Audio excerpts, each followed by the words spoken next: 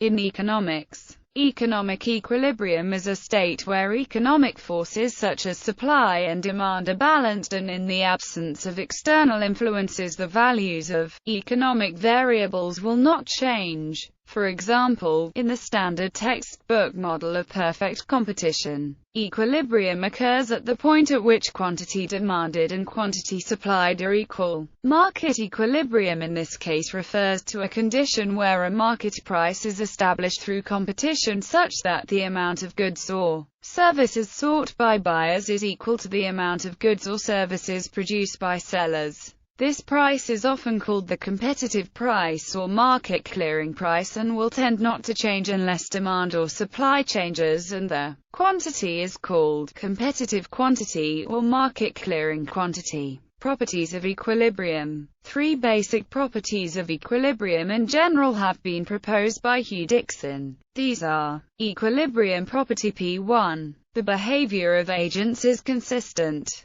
Equilibrium property P2. No agent has an incentive to change its behavior. Equilibrium property P3. Equilibrium is the outcome of some dynamic process. Example: the competitive equilibrium. In a competitive equilibrium, supply equals demand. Property P1 is satisfied, because at the equilibrium price the amount supplied is equal to the amount demanded. Property P2 is also satisfied. Demand is chosen to maximize utility given the market price. No one on the demand side has any incentive to demand more or less at the prevailing price. Likewise, supply is determined by firms maximizing their profits at the market price. No firm will want to supply any more or less at the equilibrium price. Hence, agents on neither the demand side nor the supply side will have any incentive to alter their actions. To see whether property P3 is satisfied, consider what happens when the price is above the equilibrium. In this case there is an excess supply, with the quantity supplied exceeding that demanded.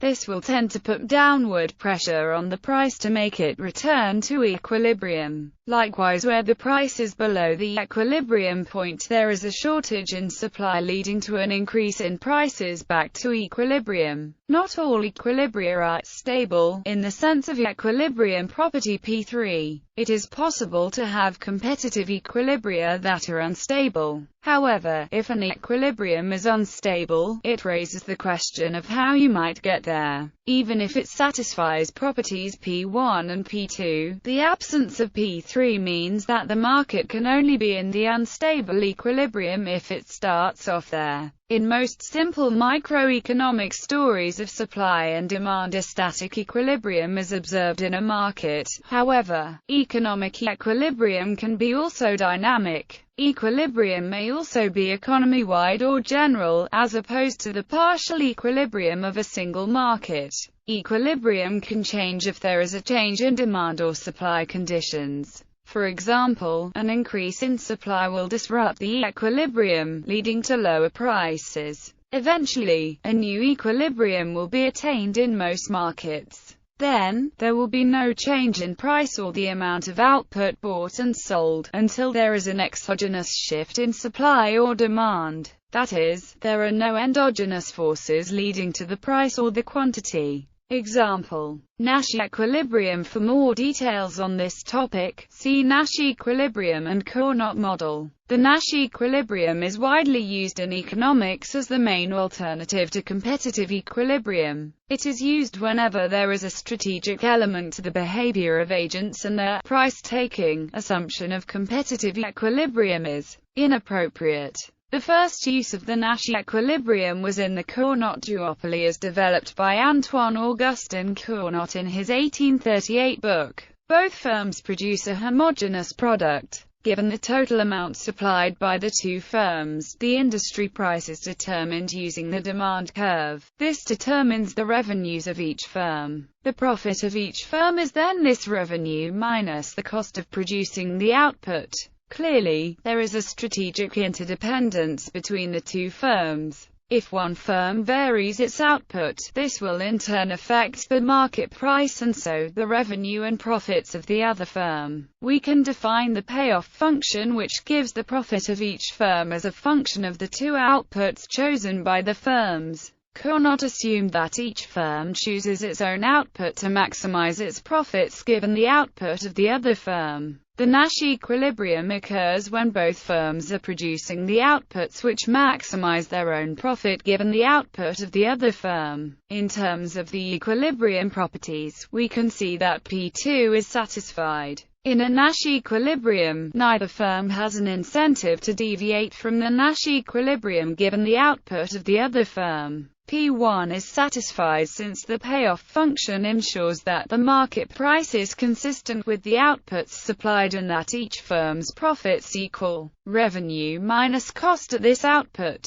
Is the equilibrium stable as required by P3? Cournot himself argued that it was stable using the stability concept implied by best response dynamics. The reaction function for each firm gives the output which maximizes profits in terms of output for a firm in terms of a given output of the other firm. In the standard Cournot model, this is downward sloping. If the other firm produces a higher output, your best response involves producing less. Best response dynamics involves firms starting from some arbitrary position and then adjusting output to their best response to the previous output of the other firm. So long as the reaction functions have a slope of less than -1, this will converge to the Nash equilibrium. However, this stability story is open to much criticism. As Dixon argues, the crucial weakness is that, at each step, the firms behave myopically. They choose their output to maximize their current profits given the output of the other firm, but ignore the fact that the process specifies that the other firm will adjust its output. There are other concepts of stability that have been put forward for the Nash equilibrium, evolutionary stability for example, normative evaluation. Most economists, e.g., Paul Samuelson, caution against attaching a normative meaning to the equilibrium price. For example, food markets may be in equilibrium at the same time that people are starving. Indeed, this occurred during the Great Famine in Ireland in 1845–52, where food was exported though people were starving. Due to the greater profits in selling to the English, the equilibrium price of the Irish-British market for potatoes was above the price that Irish farmers could afford, and thus they starved. Interpretations. In most interpretations, classical economists such as Adam Smith maintained that the free market would tend towards economic equilibrium through the price mechanism. That is, any excess supply would lead to price cuts, which decrease the quantity supplied and increase the quantity demanded, automatically abolishing the glut. Similarly, in an unfettered market, any excess demand would lead to price increases, reducing the quantity demanded and increasing in the quantity supplied. As before, the disequilibrium disappears. This automatic abolition of non-market clearing situations distinguishes markets from central planning schemes, which often have a difficult time getting prices right and suffer from persistent shortages of goods and services. This view came under attack from at least two viewpoints. Modern mainstream economics points to cases where equilibrium does not correspond to market clearing, as with the efficiency wage hypothesis in labor economics. In some ways parallel is the phenomenon of credit rationing, in which banks hold interest rates low to create an excess demand for loans, so they can pick and choose whom to lend to. Further, economic equilibrium can correspond with monopoly, where the monopolistic firm maintains an artificial shortage to prop up prices and to maximize profits. Finally, Keynesian macroeconomics points to underemployment equilibrium, where a surplus of labor coexists for a long time with a shortage of aggregate demand, solving for the competitive equilibrium price.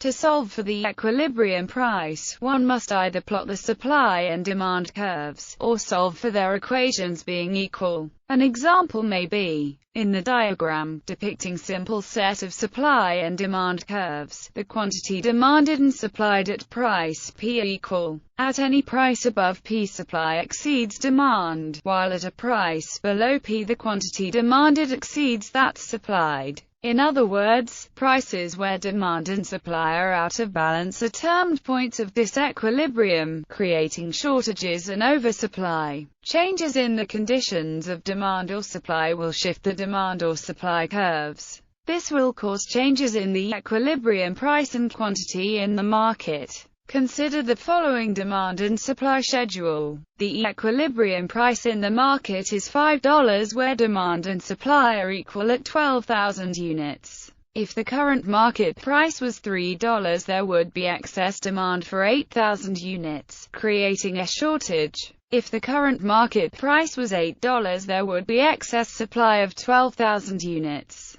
When there is a shortage in the market, we see that, to correct this disequilibrium, the price of the good will be increased back to a price of $5, thus lessening the quantity demanded and increasing the quantity supplied, thus that the market is in balance. When there is an oversupply of a good, such as when price is above $6, then we see that producers will decrease the price to increase the quantity demanded for the good, thus eliminating the excess and taking the market back to equilibrium. Influences changing price. A change in equilibrium price may occur through a change in either the supply or demand schedules. For instance, starting from the above supply-demand configuration, an increased level of disposable income may produce a new demand schedule, such as the following. Here we see that an increase in disposable income would increase the quantity demanded of the good by 2,000 units at each price. This increase in demand would have the effect of shifting the demand curve rightward. The result is a change in the price at which quantity supplied equals quantity demanded. In this case we see that the two now equal each other at an increased price of $6. Note that a decrease in disposable income would have the exact opposite effect on the market equilibrium. We will also see similar behavior in price when there is a change in the supply schedule, occurring through technological changes, or through changes in business costs. An increase in technological usage or know-how or a decrease in costs would have the effect of increasing the quantity supplied at each price, thus reducing the equilibrium price. On the other hand, a decrease in technology or increase in business costs will decrease the quantity supplied at each price, thus increasing equilibrium price. The process of comparing two static equilibria to each other, as in the above example, is known as comparative statics. For example, since a rising consumer's income leads to a higher price, we say that the comparative static effect of consumer income on the price is positive. This is another way of saying that the total derivative of price with respect to consumer income is greater than zero. Dynamic equilibrium. Whereas in a static equilibrium all quantities have unchanging values, in a dynamic equilibrium various quantities may all be growing at the same rate, leaving their ratios unchanging. For example, in the neoclassical growth model, the working population is growing at a rate which is exogenous. In dynamic equilibrium, output and the physical capital stock also grow at that same rate, with output per worker and the capital stock per worker unchanging. Similarly, in models of inflation, a dynamic equilibrium would involve the price level, the nominal money supply, nominal wage rates, and all other nominal values growing at a single common rate, while all real values are unchanging, as is the inflation rate. The process of comparing two dynamic equilibria to each other is known as comparative dynamics. For example, in the neoclassical growth model, starting from one dynamic equilibrium based in part on one particular saving rate, a permanent increase in the saving rate leads to a new dynamic equilibrium in which there are permanently higher capital per worker and productivity per worker, but an unchanged growth rate of output. So it is said that in this model, the comparative dynamic effect of the saving rate on capital per worker is positive, but the comparative dynamic effect of the saving rate on the output growth rate is zero. Disequilibrium. Disequilibrium characterizes a market that is not in equilibrium. Disequilibrium can occur extremely briefly or over an extended period of time. Typically in financial markets, it either never occurs or only momentarily occurs, because trading takes place continuously and the prices of financial assets can adjust instantaneously with each trade to equilibrate supply and demand. At the other extreme, many economists view labor markets as being in a state of disequilibrium, specifically one of excess supply, over extended periods of time. Goods markets are somewhere in between. Prices of some goods, while sluggish in adjusting due to menu costs, long-term contracts, and other impediments, do not stay at disequilibrium levels indefinitely, and many goods markets such as commodity markets are highly organized and liquid and have essentially instantaneous adjustment of their prices to equilibrium levels. Credit markets. Disequilibrium credit rationing can occur for one of two reasons. In the presence of usury laws, if the equilibrium interest rate on loans is above the legally allowable rate, the market cannot clear, and at the maximum allowable rate the quantity of credit demanded will exceed the quantity of credit supplied. A more subtle source of credit rationing is that higher interest rates can increase the risk of default by the borrower, making the potential lender reluctant to lend at otherwise attractively high interest rates. Labor markets. Labor markets are prone to particular sources of price rigidity because the item being transacted is people, and laws or social constraints designed to protect those people may hinder market adjustments. Such constraints include restrictions on who or how many people can be laid off and when, restrictions on the lowering of wages when a firm experiences a decline in the demand for its product, and long-term labor contracts that pre-specify wages. Spillovers between markets. Disequilibrium in one market can affect demand or supply in other markets. Specifically, if an economic agent is constrained in one market, his supply or demand in another market may be changed from its unconstrained form, termed the notional demand, into a modified form known as effective demand. If this occurs systematically for a large number of market participants, market outcomes in the latter market for prices and quantities transacted will be affected. Examples include, if the supply of mortgage credit to potential home buyers is rationed, this will decrease the demand for newly built houses. If laborers cannot supply all the labor they wish to, they will have constrained income and the demand in the goods market will be lower. If employers cannot hire all the labor they wish to, they cannot produce as much output as they wish to, and supply in the market for their good will be diminished.